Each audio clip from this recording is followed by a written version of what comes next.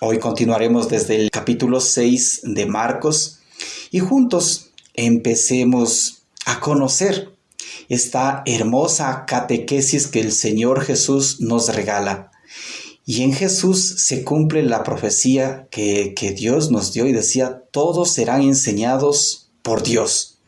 Eso es hermoso, ver cómo el mismo Dios hecho hombre se pone en medio del pueblo y empieza a catequizarnos. Recuerde que la palabra catequizar quiere decir formar.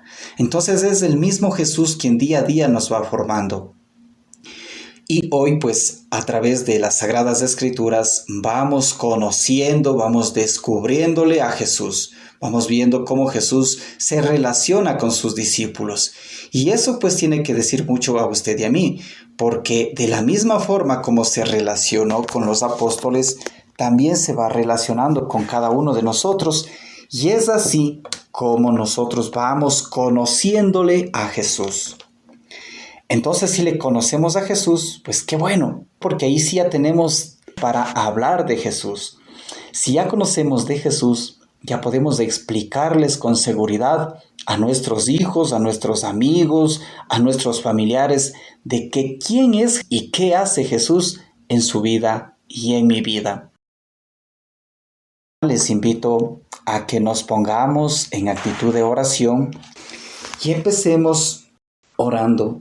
Juntos digamos, en el nombre del Padre, y del Hijo, y del Espíritu Santo. Amén. Padre de bondad, rico en misericordia, te damos gracias por este día que nos permites vivir. Gracias, Señor, por el clima. Gracias, Señor, por tu presencia en medio de nosotros, porque a pesar de que el clima está un poco frío, tu gracia nos abriga, tu Espíritu nos sostiene, tu gracia nos cobija, papá. Y de esa gracia que nos cobija, queremos hacerle extensiva a nuestros familiares. Pero sabes, Señor, que nosotros no somos capaces, no podemos. Sinceramente no podemos, Señor. Necesitamos de tu Espíritu Santo, porque Él es el motor de la iglesia. Él es quien nos anima a vivir, Él es quien nos empuja a conocer de ti. Él es quien nos revela una experiencia nueva del resucitado. Él es quien nos revela tu amor y tu rostro, papá. Por eso te suplicamos, en comunión con toda la audiencia, que nos regales de tu Espíritu Santo. Que sea tu Espíritu Santo quien nos permita tener una experiencia de resurrección. Y que esa experiencia de resurrección nos lleve a ser nuevas personas. Que caminando de tu mano podamos alabarte, podamos escudriñar las Sagradas Escrituras, nuevas personas capaces de fijarnos en las necesidades del prójimo, nuevas personas capaces de dar testimonio del obrar que tú haces en nuestras vidas, nuevas personas capaces de tener oídos de discípulos para poder escuchar tu voz.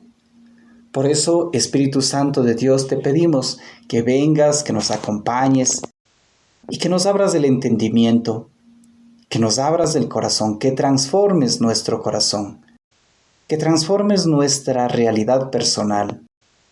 Mira, Señor, que cada uno de nosotros tenemos diferentes realidades. Unos tenemos enfermedades, otros tienen necesidades. Todos tenemos necesidad de ti, Santo Espíritu, porque tú nos llenas. Por eso, Espíritu Santo de Dios, déjanos acercarnos a tu calor, a tu amor, a tu pecho, a tu corazón. Déjanos acercarnos, Señor, y poder sentirte. Manifiéstate, Espíritu Santo, en cada uno de los oyentes. Manifiéstate, Espíritu Santo, en mí. Y dígale al Señor, dígale usted ahí con sus palabras, Espíritu Santo, manifiéstate en mi vida, manifiéstate en mi enfermedad, manifiéstate en mi escasa fe, manifiéstate en mi falta de oración, manifiéstate en mi familia. Dígale, pídale al Espíritu Santo que se haga presente en su realidad. Pídale al Espíritu Santo que se haga presente en su vida, en su familia. Bendito Dios, gracias porque nos escuchas. Gracias, Señor, porque estás presente donde dos o más invocamos tu nombre. Y hoy, con toda la audiencia, nos reunimos para invocar tu nombre, para alabarte y para reconocer que tú eres santo, que solamente tú eres santo, que solamente tú eres el Dios de amor, el Dios de misericordia. Solamente tú eres capaz de vencer la muerte y de levantar de la muerte a tu Hijo, y con Él nos levantas a cada uno de los seres humanos. Bendito seas. Santo es tu nombre, Señor. Santo es el nombre de tu Hijo Jesús. Santo es tu Espíritu. A ti, Mamita María, te pedimos que nos acompañes y que intercedas por cada uno de los oyentes, por todos quienes forman parte de esta gran obra que tú has emprendido. Madre de bondad, alcánzanos del Padre la bendición, pero sobre todo, Madre, alcánzanos del Padre el don de la fe y la salvación. Gloria al Padre, y al Hijo, y al Espíritu Santo, como era en el principio, ahora y siempre, por los siglos de los siglos. Amén.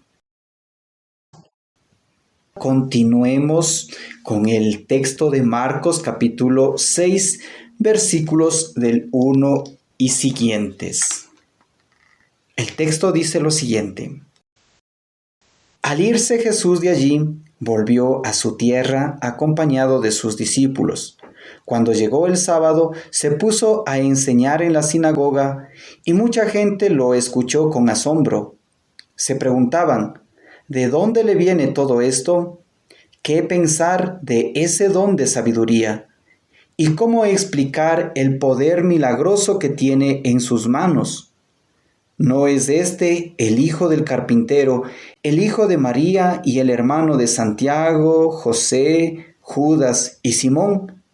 ¿Y sus hermanas no viven aquí entre nosotros? Y no creían en él. Todo lo contrario.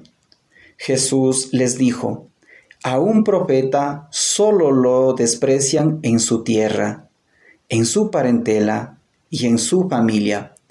Y no pudo hacer allí ningún milagro. A lo más sanó unos pocos enfermos con una imposición de las manos, pero se admiraba al verlos tan ajenos a la fe. Palabra del Señor. Gloria a ti, Señor Jesús. De este texto quisiera invitarles a que reflexionemos en las preguntas que hacen quienes le rodean a Jesús. Dice el texto que Jesús llegó nuevamente a su tierra, es decir, a Nazaret, y llega acompañado de sus discípulos. Y el texto dice, cuando Jesús llega el sábado, se pone a enseñar en la sinagoga. Ustedes ya saben que el sábado era por excelencia para los judíos el día de descanso. Usted y yo, querido oyente, hoy ya no vivimos el sábado. Ya no vivimos el sábado como día de descanso, porque decíamos el Shabbat o el sábado es una víspera para entrar en el día de gozo del Señor, en el día del Señor. ¿Cuál es el día del Señor? El domingo, porque en el domingo resucitó. Y hoy estamos viviendo esta fiesta, estas octavas de resurrección. Cuando Jesús entonces entra en la sinagoga, decíamos también que la sinagoga es una casa donde los judíos se reunían para estudiar la Torá, que en sí consiste en los 5 primeros libros de nuestra Biblia, para estudiar a los profetas y para orar con los salmos. Era un lugar donde se alababa a Dios, donde se estudiaba las Sagradas Escrituras. El texto continúa y dice que en ese lugar, en la sinagoga, entra Jesús un sábado y empieza a enseñar. Y la gente se hace estas preguntas. ¿De dónde le viene todo esto? ¿Todo esto qué? Toda esta enseñanza, ¿de dónde le viene? A eso es lo que hace referencia el texto cuando nos dice, ¿de dónde le viene esto? Y usted se ha preguntado, ¿toda esta enseñanza, de dónde le viene a Jesús? Pues fácil para conocer de dónde le viene a Jesús toda esta enseñanza, toda esta metodología para enseñar la Torá a los discípulos, a los apóstoles y a todas las personas que se acercaban para escucharlo. El Evangelio de Juan, en el capítulo 7, versículos del 16 al 17, dice lo siguiente: Mi enseñanza no es mía, sino de aquel que me envió. Mi enseñanza no es mía, sino de aquel que me envió. ¿Quién le envió a Jesús a la tierra? El Padre, Papá Dios, Yahvé, bendito su santo nombre. Él envía a la tierra. Y la enseñanza que tiene Jesús se la viene del Padre. En el mismo Evangelio de Juan, en el capítulo 6, versículo 45, dice: serán todos enseñados por Dios. Esto es hermoso.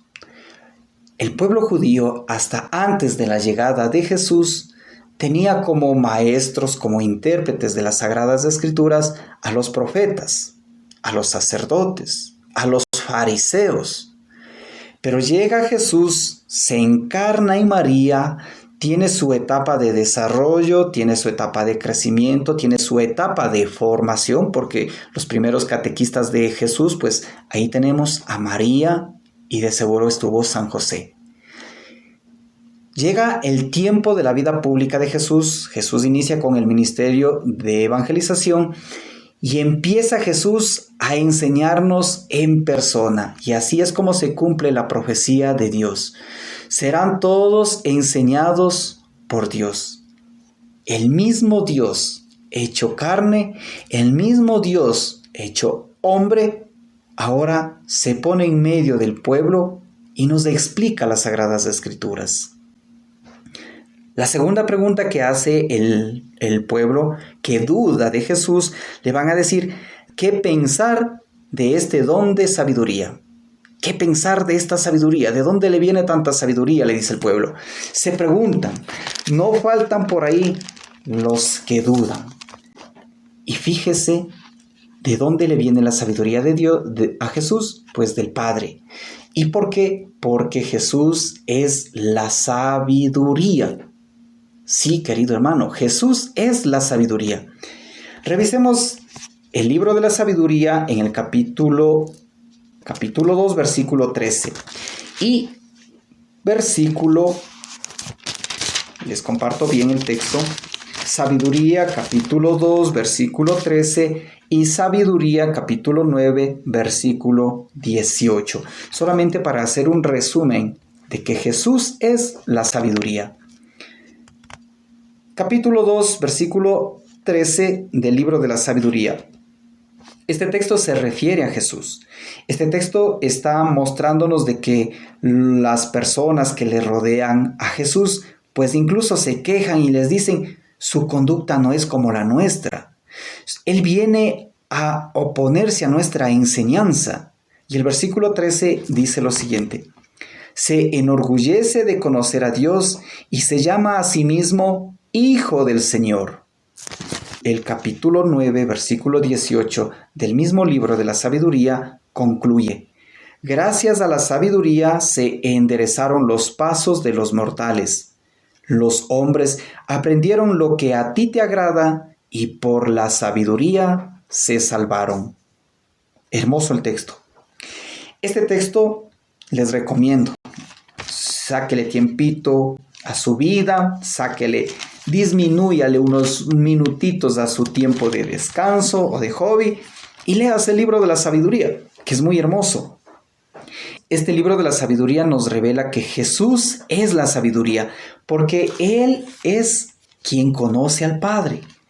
Y el texto del versículo 18 decía: gracias a la sabiduría se enderezaron los pasos de los mortales. En otras palabras, gracias a Jesús se da la conversión de los mortales, del pecador, del hombre.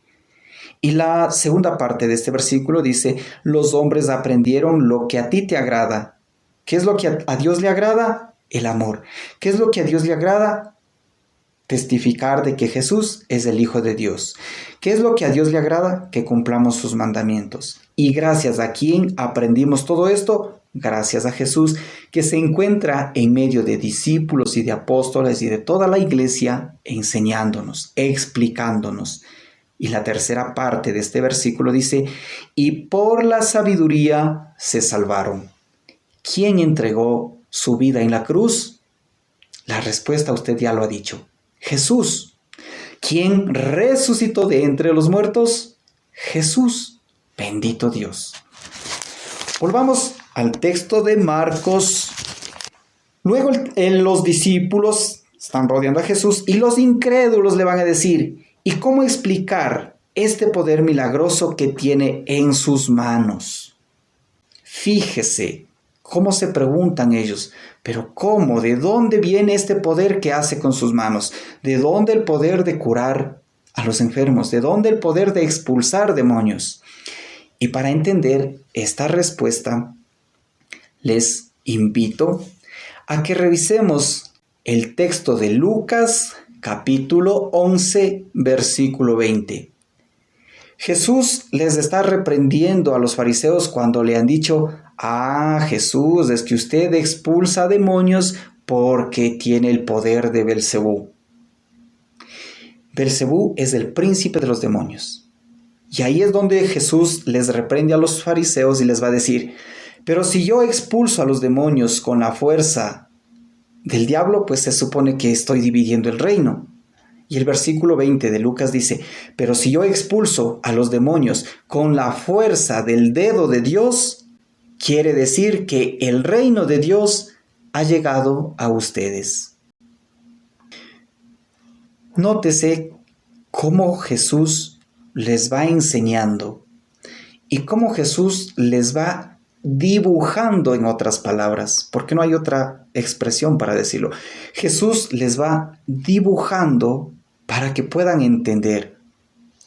Ante esa duda que tienen los incrédulos, ante esa duda que tienen los paisanos de Jesús, Jesús mismo les va a decir que enseña, que hace milagros con el poder de Dios. Cuando el texto de Lucas dice que Jesús hace milagros y que expulsa demonios con el dedo de Dios, el dedo es la fuerza de Dios. El dedo es signo o símbolo del poder de Dios. Y ese poder es el Espíritu Santo de Dios.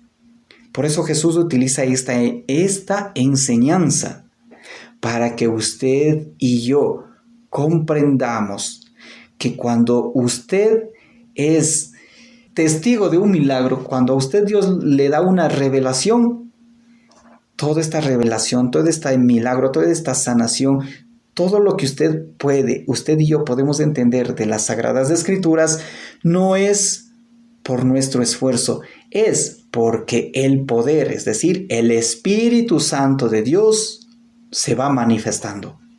Y se manifiesta en una enfermedad, se manifiesta en un entendimiento, se manifiesta en una oración. Se manifiesta en todo lo que viene de parte de Dios. Por el versículo 3 hay una pregunta muy importante que ha sido motivo de discusión, de confusión y hasta de separación de la iglesia.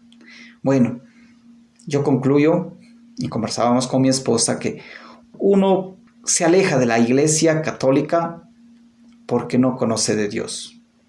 Y decía un sacerdote, cuando uno dice, es que por las actitudes del sacerdote o por las actitudes de ustedes evangelizadores, es porque uno pierde la fe.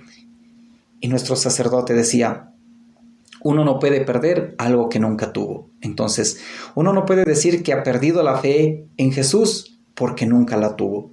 ¿Y por qué me fui con este comentario? Porque eso es lo que nos lleva, muchas veces les decía, esta cuarta pregunta que hacen los incrédulos, los curiosos que le siguen a Jesús. Esta cuarta pregunta, les decía, ha sido motivo de discusión y hasta de separación o quebrantamiento de nuestra fe. Escuche lo que dice la pregunta. ¿No es este el carpintero, el hijo de María y el hermano de Santiago, José, Judas y Simón? ¿Y sus hermanas no viven aquí entre nosotros? ¿Cuántos hermanos aparentemente tendría Jesús según la mala interpretación bíblica? Mire, dice que Jesús es hijo de María. Hasta ahí muy bien. Jesús es hermano de Santiago, 1, José, 2, Judas, 3 y Simón, 4. Y continúa, y sus hermanas, lo dice en plural, no lo dice su hermana, y sus hermanas no viven aquí entre nosotros. Habíamos visto ya en el capítulo 3 cómo es la parentela de Jesús, cómo los judíos se identificaban con su familia. Y decíamos que en el sentido de la Biblia, y más que en el sentido de la Biblia, en la época de Jesús, todos los descendientes de un matrimonio se consideraban hermanos. Vamos a nuestra realidad. Póngase solamente usted en la figura de hijo. ¿Serían para usted sus hermanos sanguíneos, sus tíos, sus primos, sus abuelos, sus tatarabuelos, sus tatarabuelos? Todos ellos comprenden nuestros hermanos. Y cuando este texto de Marcos nos dice que Jesús tiene hermanos, no está especificando de que José, Judas y Simón, conjuntamente con Santiago y otras mujeres, son hijos de María. Y es más, el texto es muy claro cuando dice, no es este el carpintero el hijo de María, suponiendo que se quisiera aceptar de que María tuvo más hijos, el texto de Marcos fuera más claro y dijera, no es este el carpintero y sus hermanos son Santiago, José, Judas y Simón, y son todos hijos de María. ¿Por qué digo esto? Porque ya en el capítulo 3 de Marcos habíamos visto cómo la parentela de Jesús se hacían llamar hermanos. Por otro lado, aquellas personas que tenían un mismo ideal se consideran hermanos. Volvamos a nuestra realidad. Cuando usted tiene un equipo de fútbol, por la amistad, por la confianza, por el diálogo que hay y por los ideales que persiguen, nos llamamos hermanos. Cuando usted conforma una comunidad parroquial, todos tenemos un mismo sentir. Todos anhelamos conocer a Jesús. Somos de distintas familias, somos de diferentes clases sociales, somos de diferentes lugares, pero nos reunimos en un mismo lugar. Y en ese lugar nos llamamos hermanos porque tenemos un mismo objetivo. Continuemos con el texto de Marcos capítulo 6. Avancemos ya desde el versículo 7 y siguientes. Jesús iba predicando por todos los pueblos de esta región. Reunió a los 12 y empezó a enviarlos de dos en dos, dándoles poder sobre los espíritus malos. Les ordenó que no llevaran nada para el camino que no fuera un bastón, ni pan, ni morral, ni dinero, que fueran con calzado corriente y con un solo manto. Y les decía, quédense en la primera casa en que les den alojamiento hasta que se vayan de ese pueblo. Si en algún lugar no los reciben y no los escuchan, dejen a esa gente y sacudan el polvo de sus pies como protesta contra ellos. Fueron a predicar invitando a la conversión, echaban a muchos espíritus malos y sanaban a numerosos enfermos con unción de aceite. Dice el texto que Jesús predicaba por todos los pueblos de esa región y que reúne a sus apóstoles, reúne a los 12 apóstoles. Apóstol es un enviado de Dios. Y los envía de dos en dos, dándoles poder sobre los espíritus malos. Esta figura que nos relatan las Sagradas Escrituras de que vayan a dar testimonio de Dios de dos en dos, tiene que ver mucho con lo que nos describe el texto del Deuteronomio en el capítulo 17, versículo 6. Si lo va a buscar el texto del Deuteronomio, le recomiendo, léase desde el capítulo, léale desde el capítulo 17, versículo 2 hasta el 6 para que pueda entenderlo mejor. Yo lo voy a resumir. Desde el versículo 2 hasta el versículo 5 nos habla de que si un hombre o una mujer empieza a adorar a las estrellas, empieza a postrarse ante otros dioses, dice el texto que apenas el sacerdote tenga conocimiento, lo saque de la ciudad, lo investigue y una vez, ahí empieza el versículo 6, una vez de que se haya conocido y se tenga la declaración de 2 o 3 testigos, se podrá condenar a muerte a aquella persona que ha caído en idolatría.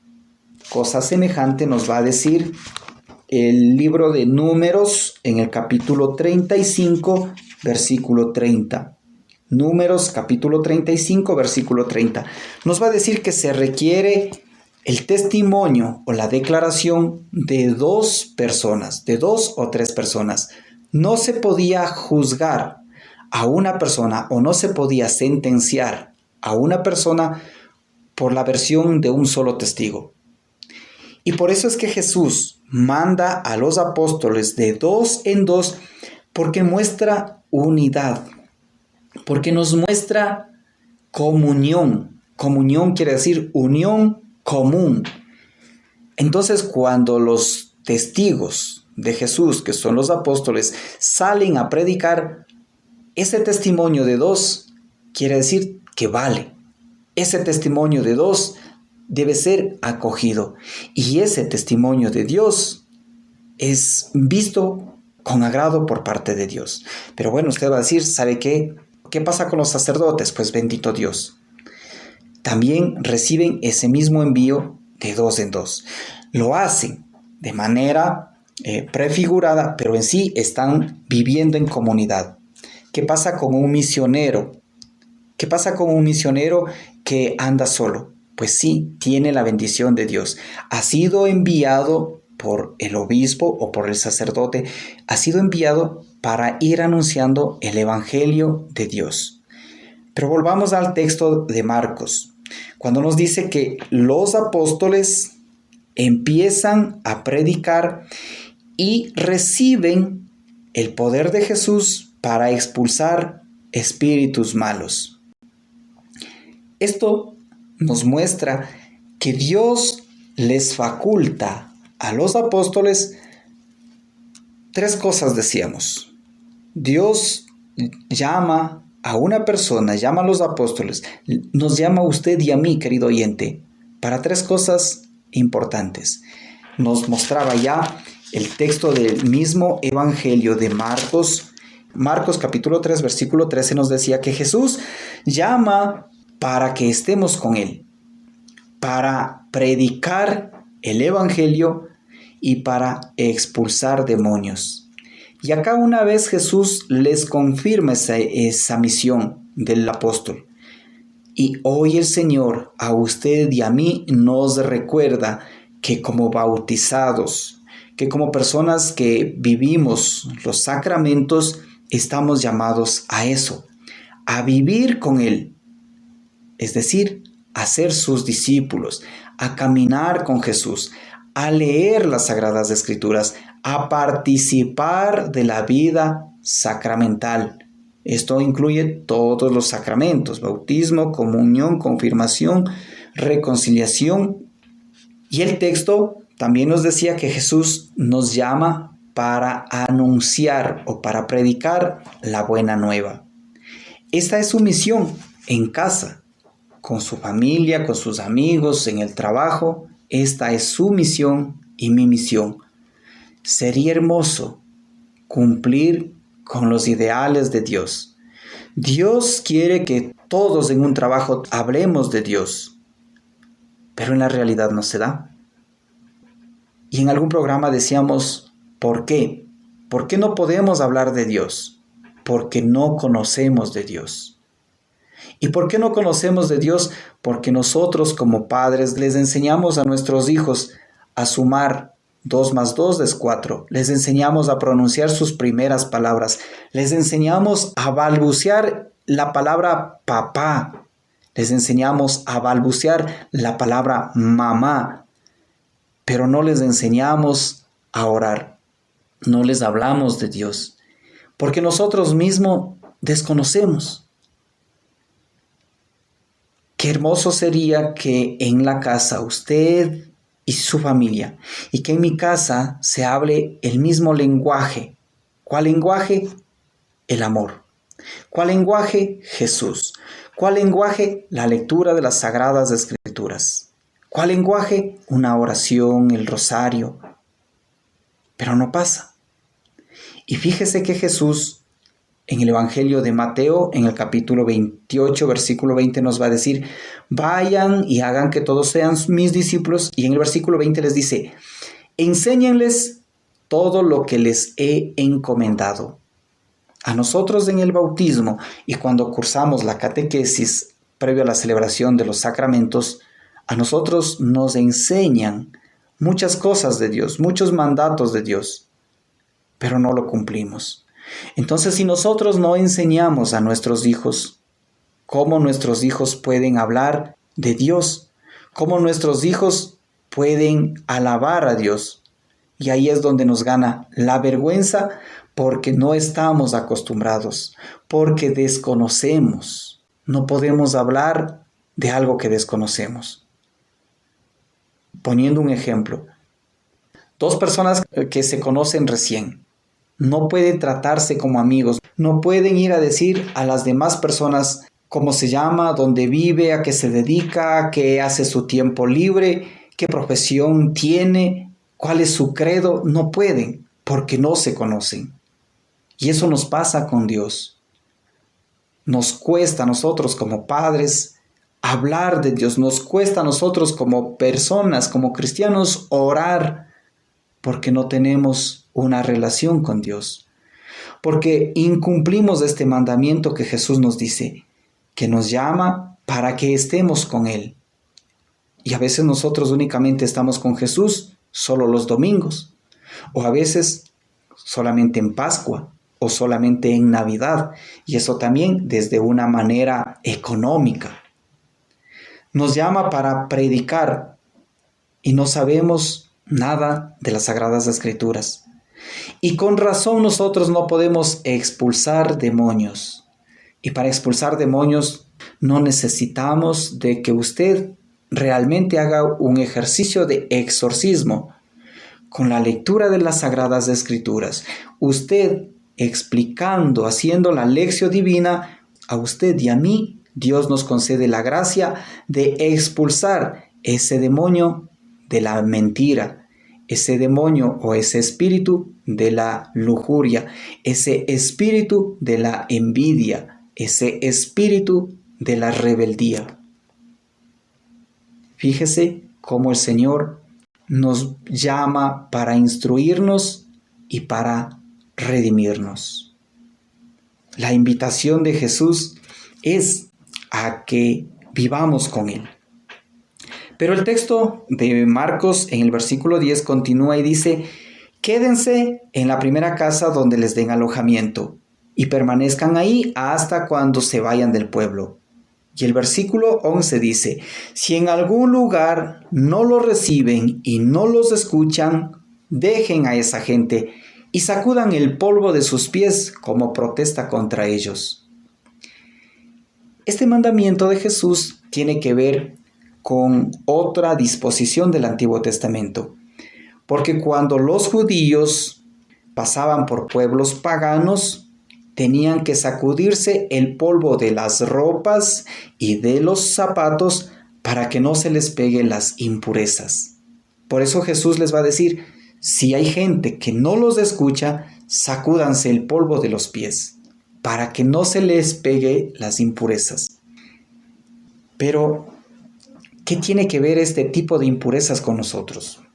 A nosotros también el Señor nos diría, cuando usted trate de hablarles del reino de Dios a personas no creyentes o a todas las personas les tratamos de hablar y empezamos a enseñarles de Dios, hay personas que se oponen, hay personas que se resisten porque vivimos aferrados a uno u otro pecado. Y por eso es que en nuestro corazón, que está duro, se cierra nuestros oídos, cierra nuestra escucha, cierra nuestro entendimiento. Y por eso no podemos acoger la palabra de Dios. Y estas personas que muchas veces se oponen, quieren llevarnos por sus andanzas, quieren que nosotros hablemos no solamente el lenguaje, sino que practiquemos también las equivocaciones, el pecado que ellos viven. Y ahí es donde a nosotros también el Señor nos dice, muy bien, usted cumplió con hablarles del reino de Dios, pero sacúdase, es decir, aléjese de esas impurezas, aléjese de esas invitaciones a festividades, aléjese de esas insinuaciones a mentir, aléjese de esos malos consejos o no haga caso de esos malos consejos que personas que se cierran a la gracia de Dios a veces nos invitan. Por eso, qué bueno pedirle al Señor que nos regale el don del discernimiento, como dice el apóstol Juan en una de sus cartas, para saber optar por lo bueno antes que por lo malo. Terminemos dándole gracias a Dios por su palabra. Bendito Dios, rico en sabiduría, tú mejor que nadie para entender el sentido y el espíritu verdadero de las Sagradas Escrituras. Te alabamos, Señor, porque tu palabra es eterna.